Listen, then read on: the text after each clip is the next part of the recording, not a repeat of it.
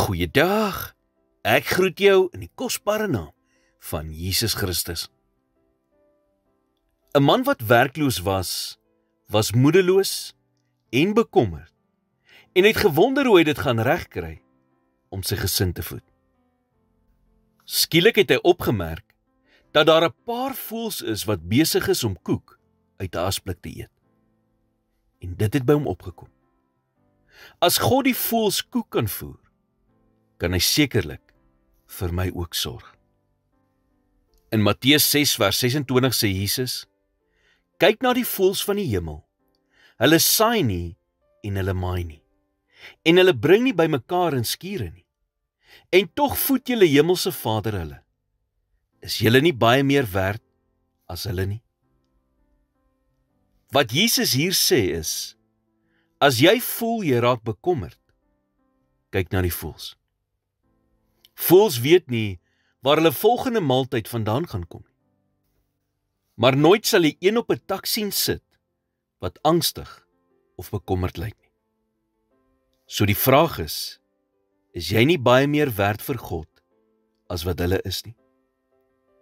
Al ly jy dalk aan 'n swak selfbeeld en voel jy dalk vandag jy's nie die moeite werd om voor gesorg te word nie, is jy steeds meer werd as 'n voël, nie waar nie?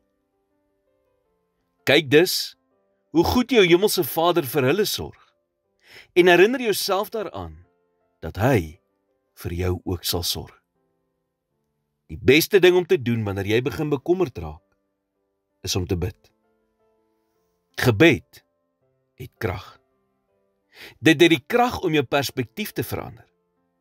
Dit het die krag om jou hart te verander. Dit het die krag om jou lewe te verander. Bekommernis aan die ander kant het geen verlossende krag nie.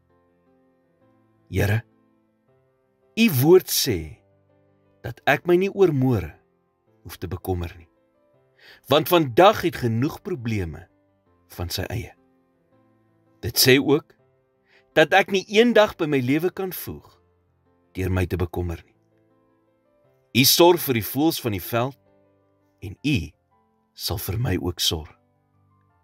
Daarom kom ek vandag en ek sit al my bekommernisse in U bekwame hande. Help my om dit nie weer terug te vat nie, want dit is nou U sin. In Jesus naam bid ek dit. Amen.